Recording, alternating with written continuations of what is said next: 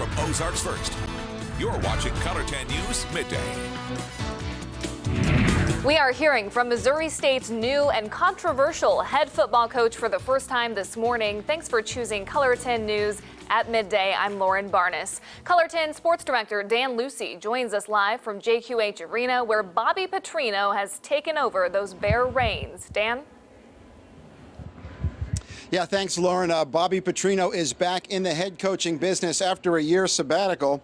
The veteran FBS coach is stepping down from the to the FCS level and he couldn't be more excited about doing that. Missouri State President Cliff Smart introduced Petrino to a packed house at the Prime Overtime Club at JQH Arena this morning. Petrino coached for 14 seasons at Louisville, Arkansas, and Western Kentucky. He worked with Bears athletics director Kyle Motes at Louisville in 2006 and 7, and the two had a relationship. But Petrino was fired from Arkansas and Louisville, but says that he's matured in the last few years. Petrino wants to resurrect his coaching legacy along with the Missouri State program.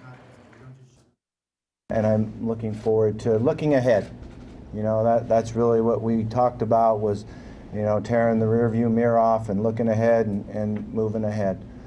Certainly I made a mistake when I was at the University of Arkansas. Fortunate enough to have a great wife and a great family, and stay together and work forward, you know, and that's what we did. There's no question that it's the best football conference in that division, so it's a great challenge that I'm looking forward to.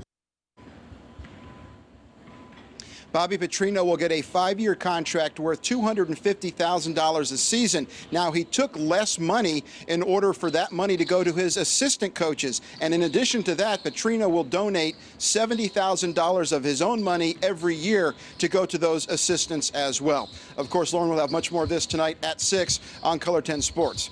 From JQH Arena, I'm Dan Lucy. Back to you. All right, Dan, we'll see you tonight. Brand new at midday, a $1 million grant is helping Cox Health fight the opioid epidemic in rural areas. With money from Health Resources and Services Administration, Cox plans to add more providers in rural areas, certify them to offer treatment for addiction, and add more options for insurance reimbursement with patients who are diagnosed with addiction disorders. In other medical news, a group of HR experts is working to help local businesses integrate mental health tools in the workplace. They say employers can play a powerful role in preventing suicide and responding appropriately when tragedies occur. The Springfield Area Human Resources Association is working to do just that through a suicide prevention training for HR professionals in the area, led by mental health experts. Educate people about the early signs and symptoms for early detection. If we notice something and we're able to say something and get people help, we can decrease the number of suicides. And a lot of people exhibit some of those symptoms at work. You can also visit our website at ozarksfirst.com for more information on how to schedule a mental health training with NAMI for your workplace. That training is free of charge. Around the region, the Northwest Arkansas National Airport sees a record-breaking number of passengers traveling through its gates. XNA says in 2019 it showed increasing passenger traffic each month. Over 1.8 million people traveled through the airport last year. That's up nearly 300,000 from 2018. Alex English with XNA says these numbers represent the growth of Northwest Arkansas. It's a reflection of our region and how they're investing in XNA in our local airport. And it's also a wonderful reflection of our airlines that continue to invest in us. And we're just looking forward to 2020. Also something to know if you're interested in flying out of Northwest Arkansas. English says XNA hopes to bring more direct flights and attract more travelers throughout the year. Happening now, Salvation Army's 2019 Red Kettle campaign is wrapping up, but there is one last push to reach its goal. The 2 standalone Chick-fil-A restaurants here in town will host the Red Kettles starting today through January 25th. So far, the Salvation Army has raised 75% of its $1 million goal.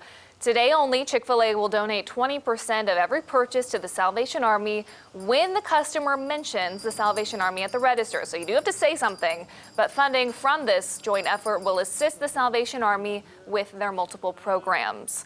Also, the project to rehab the Jefferson Avenue footbridge may get started soon. Springfield City Council is considering an agreement with the state and federal agencies to move the project on with bidding and repairs and improvements. The city has $2 million in grant money and also raised $500,000 to restore it.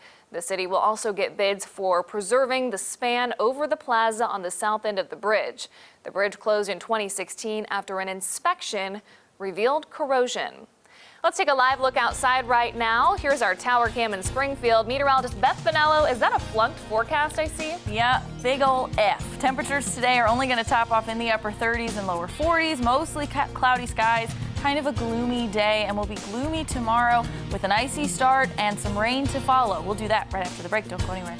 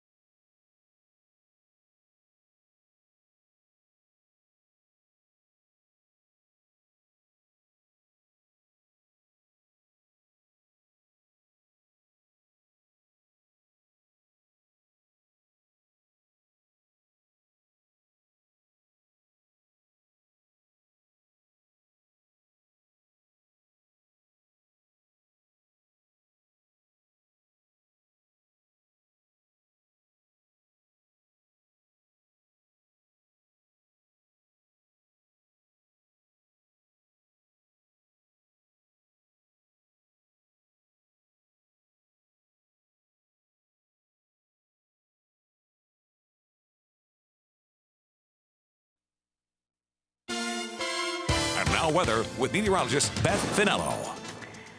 Yesterday, temperatures topped off in the 60s. 60 was our high in Springfield, 64 in Branson, 71 in Harrison, Arkansas.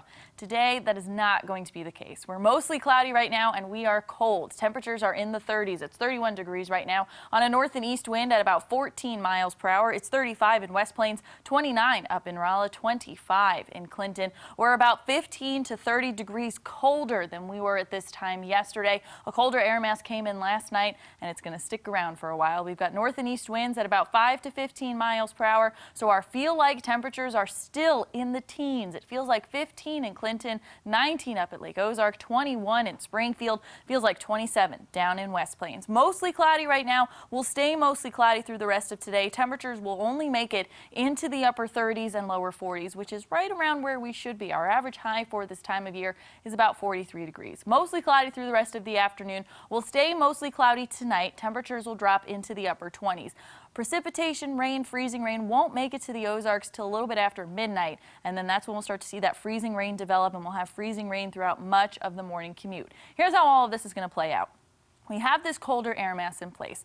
Through the day today, warmer air and moisture is going to start to fill into the Ozarks, but it's not going to stay at the surface. It's going to be a layer of cold air, a layer of warm air, and then at the surface is going to be cold air. And that is a perfect recipe for freezing rain. So here's how all of this plays out. Around midnight is when we'll start to see that rain, freezing rain, sleet, snow mix make it to the Ozarks. Then we'll be icy, and we'll start off with some snow in central Missouri. Then all of that is going to transition over into a freezing rain. So we'll have a slick and icy morning commute. All of that will then transition into a cold rain as temperatures make it above freezing. We'll stay above freezing the rest of the day, and we'll have a cold rain through the evening into the overnight hours and into the early morning hours on Saturday. I still expect about ½ inch to up to 2 inches of rainfall possible. In terms of ice accumulation, I expect about 1/10 of an inch to 2/10 of an inch along Highway 60 and north, and then the further you go north, closer to Highway 54 and into central Missouri, that's where I do expect up to 1/4 of an inch, possibly up to ½ of an inch of ice. That's why we have winter weather advisories in effect. These start at 9 o'clock tonight, and they continue through noon tomorrow. And because we're still expecting ½ an inch to 2 inches of rainfall anywhere between 6 a.m. and Friday and 6 a.m. Saturday, that's why we have that aerial flood watch in effect for all of our Missouri counties. So here's what you can expect. A cold day Thursday as precip moves in tonight. Freezing rain to start the day on Friday. That could mean a slick morning commute. Temperatures make it above freezing. That transitions all into a cold rain. Minor flooding is possible with up to 2 inches of rainfall. 40 degrees today, mostly cloudy skies and colder. 29 overnight, cold and cloudy with freezing rain late, especially after midnight. We start off the day tomorrow with that icy mix. All of that transitions over into a cold rain. Temperatures will be in the 40s. We stay in the 40s through the day on Sunday with a couple of clouds. Then we'll be cold and cloudy for the day on Sunday. Temperatures in the 30s, overnight lows in the teens, and then we stay in the 30s for the start of the work week next week, and that continues into Tuesday with possibly a mix of rain on Wednesday. Still ahead, the tense exchange between Elizabeth Warren and Bernie Sanders. You know what I'm talking about. This picture you've probably seen, but we haven't heard until now. We have the audio from the end of the last Democratic debate. Next.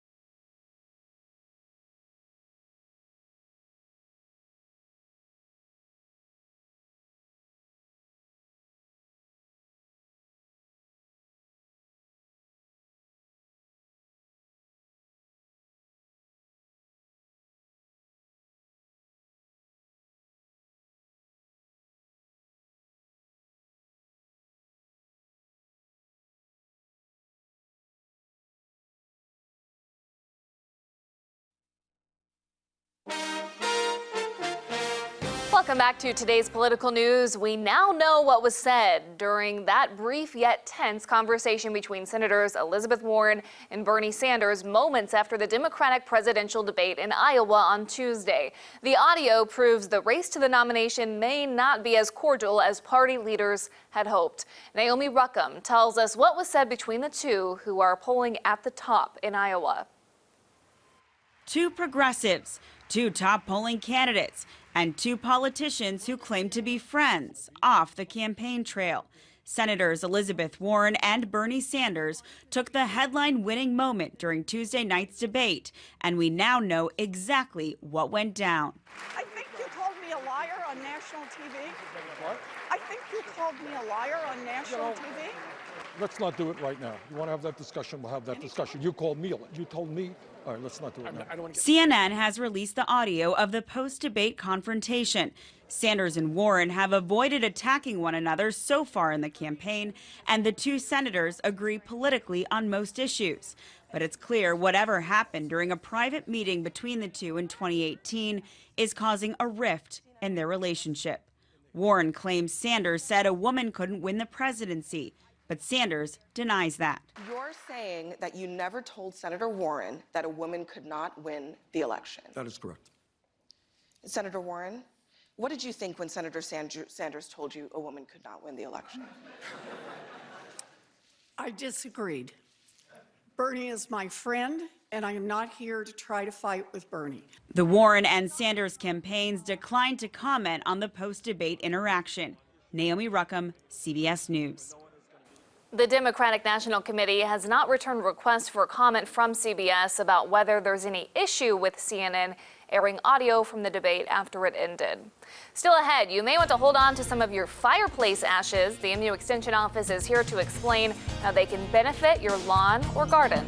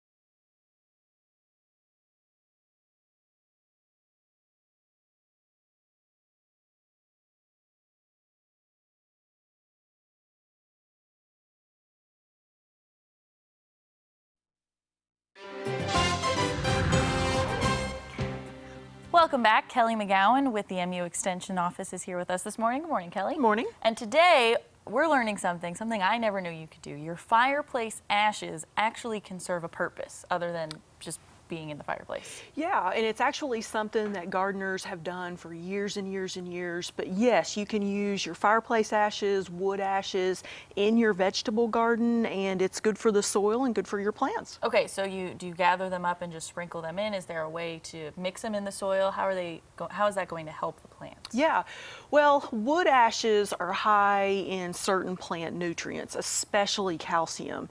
And when you add the wood ashes to your soil, that calcium is certainly good for plants, but you want to make sure that you don't over apply because it can kind of act like lime. Now, lime is calcium carbonate and wood ashes are a different form of calcium, but you don't want to over apply. That can raise your soil pH, make it alkaline, and if your soil becomes alkaline, plants can't take up nutrients. So about 5 to 10 pounds per 100 square foot of garden is what is recommended. Wow. Yeah. So you can use them for all kinds of plants, vegetables, fruits, trees, bushes, any kind of plant? You can. They're mainly used in vegetable gardens, and you want to apply the wood ashes a few weeks before you plant. So maybe in February would be a good time to start incorporating that into your soil so it can be working its way in. But they also provide phosphorus and potassium as well, but calcium is the main nutrient that they provide. Wow. Okay, so if anyone has any more questions or wants to look a little further into this, how can they contact you? They can contact us at the Greene County MU Extension Office, 874-2965. And is there a website they can go to? Extension.missouri.edu. Okay, great. We'll be right back after this to wrap up Midday. Thanks, Kelly. Thank you.